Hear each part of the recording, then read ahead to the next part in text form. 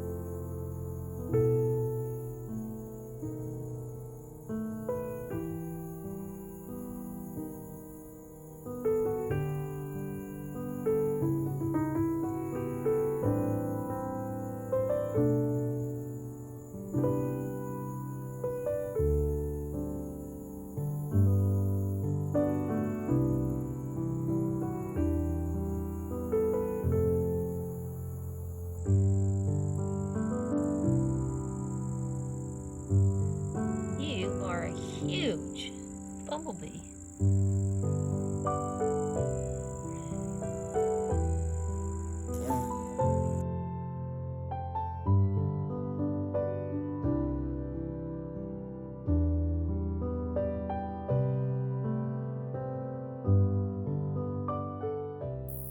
Okay, I just noticed that there's some kind of worm, maggot, coming out of the side of this tobacco hornworm.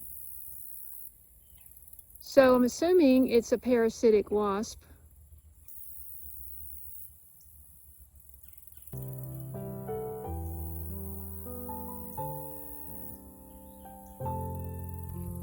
You can actually see it better from the side.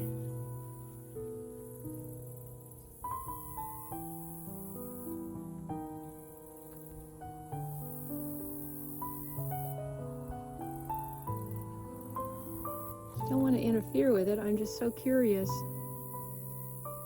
I haven't seen this before. Found another one, and guess what? Looks like it's got one of these white things coming out of the side too. This one doesn't have so much of a tail. Stay. Okay, there we go. Checking on the other one. It's still dangling there.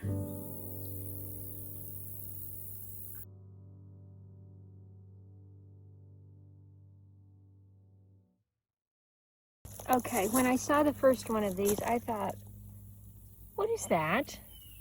I didn't have any plastic in my tomato bed.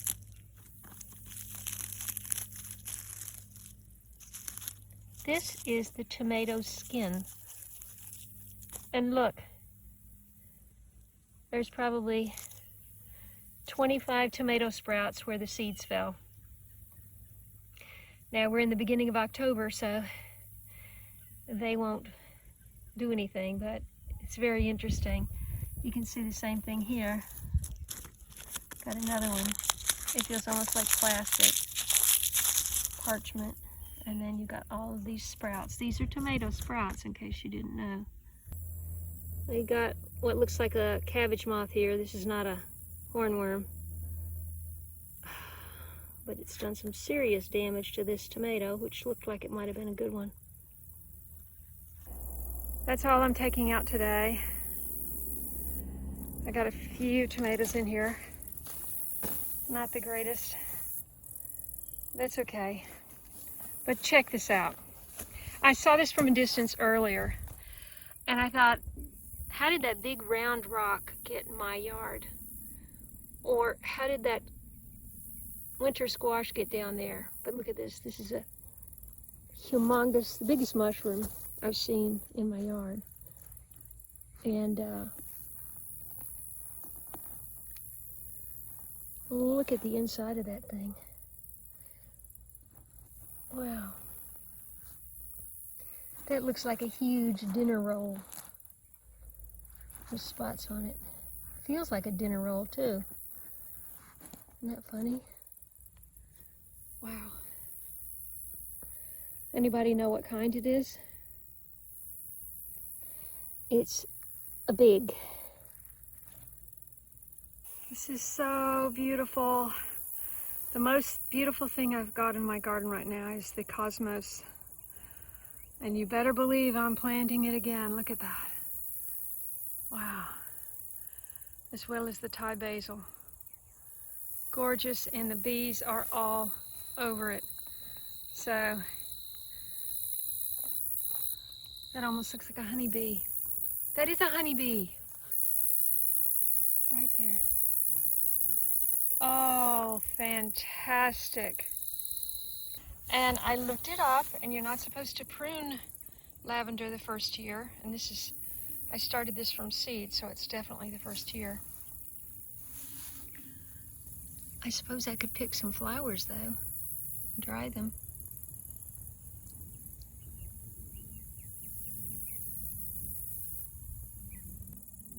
Jack Davis, look at this. Can you believe I started this, all of this, from your seeds?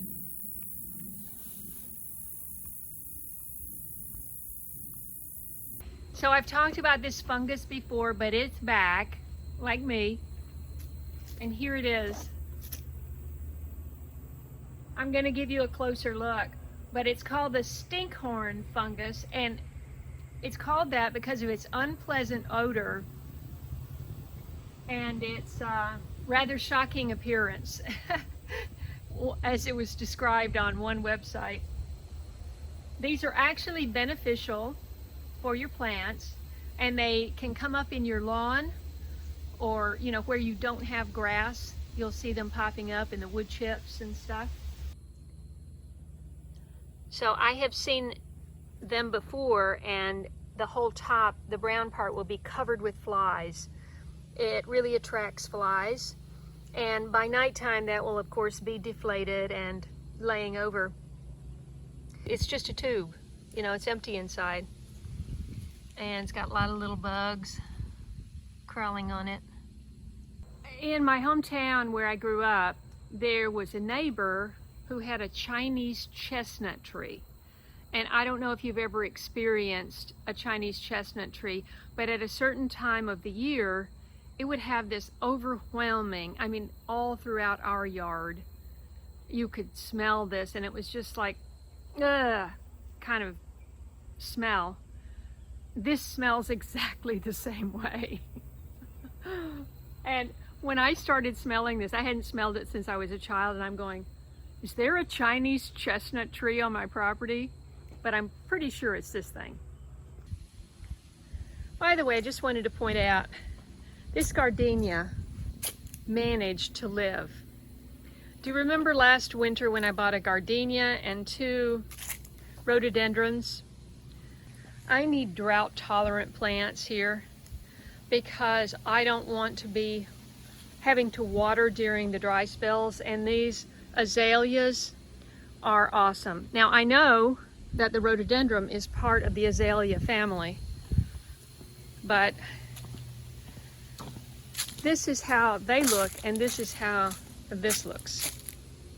Now, we had all of that rain, and it wasn't enough. Barefoot Farmer referred to these maples as water maples. And I think because the roots come right across the sidewalk up to the house here, and I think they just suck all the water. The azaleas have these tiny leaves, and I think they can withstand less watering than the rhododendron. So I'm probably going to look for another azalea to put on the other side of the steps. But meanwhile, this gardenia survived, and it's actually putting out some growth. It did not bloom this year, but I'm sure it will next year. As you can see, the cosmos right here is absolutely gorgeous.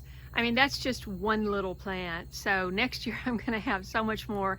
I want to expand the whole bed. I want to put cardboard around the exterior 3 sides and make it wider and make it deeper, at least by 3 or 4 feet. And that will give me more room for more flowers, more beneficials. The bees absolutely love those flowers. Down here you can see the whole garden that my neighbor and I prepared and planted with red crimson clover, seeds I got from Haas Tools. And that is going to be a cover crop, and as soon as it comes up and blooms, I'm going to enjoy the blooms for hopefully a week or 2, and then I'm going to cut it all down and either turn it under or something. I have to figure out what I'm going to do, but I want that to become green manure for next year. I'm also going to come and collect some seeds. I'll do that on the way back.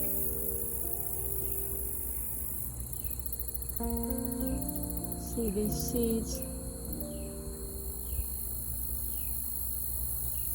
Look at all that. That's enough seeds right there to plant this whole row.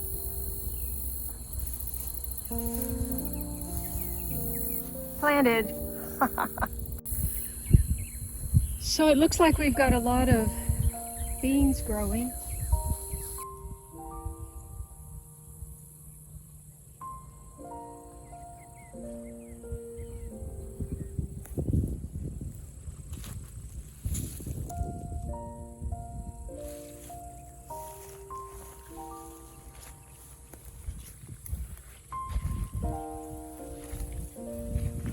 Makes me a little nervous walking into that pea patch because a snake could be under there. But look at this.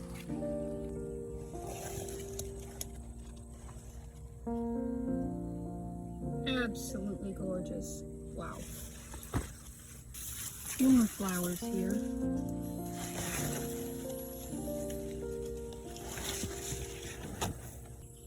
All right, well, I'm gonna make a lot of noise just in case they're, oh look, this is all,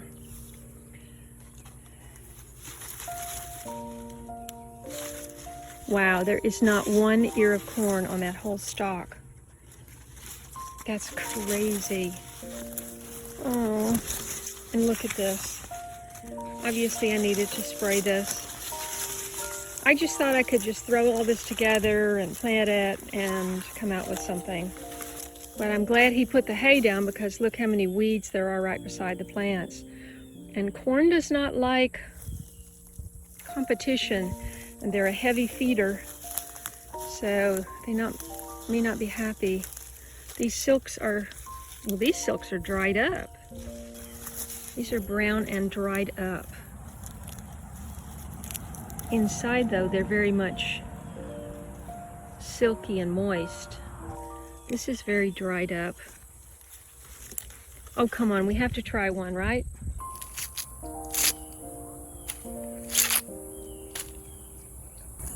It's not uniform at all.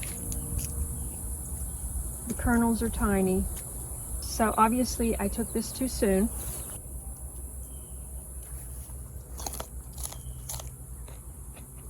Yeah. Not developed. Look at all these weeds.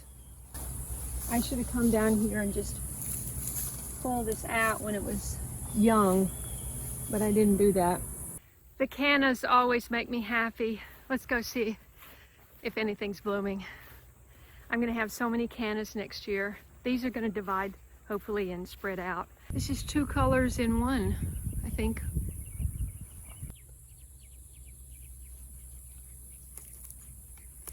The seeds are very easy to collect. They're really big, similar to 4 o'clock seeds. And I'm hoping some of these seeds are this variety because it's not just solid yellow, it actually has a pattern. Very pretty. See, it's kind of got orange-red splotches. And I kind of missed the full-on effect of it, but maybe there'll be a few more. And this looks like it might be the seed pod of the orange one, yeah. So I'll have to keep an eye on that. Here are some really pretty red ones still going.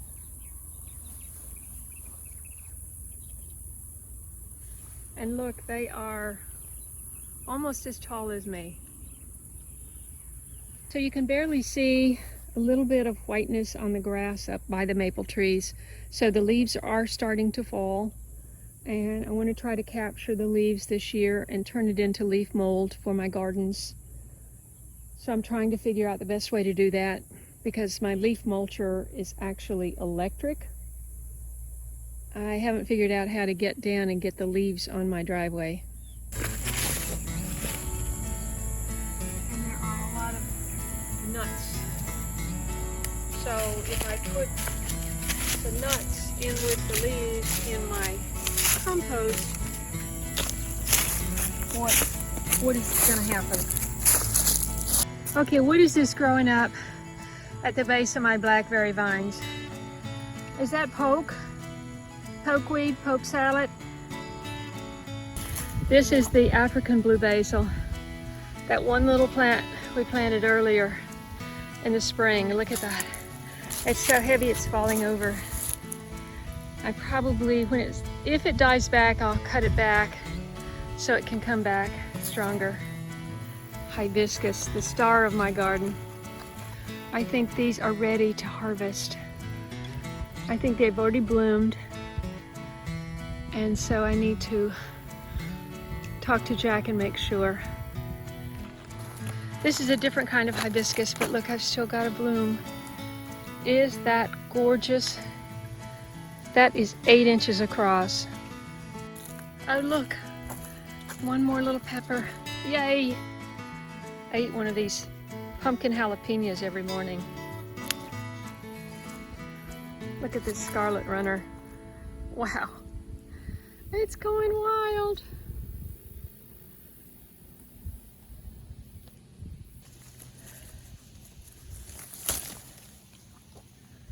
Here's a calamondin lime to go with whatever I cook next.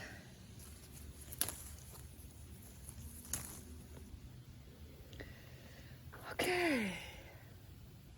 Hey, so thanks so much for watching. You know, I've got all of this space.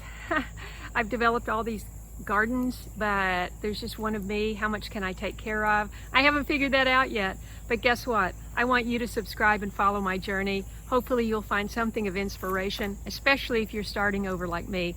So don't forget to scroll down and click all, hit that bell for notifications, and I'll see you in the next video. Thanks for watching. I really should get a dog.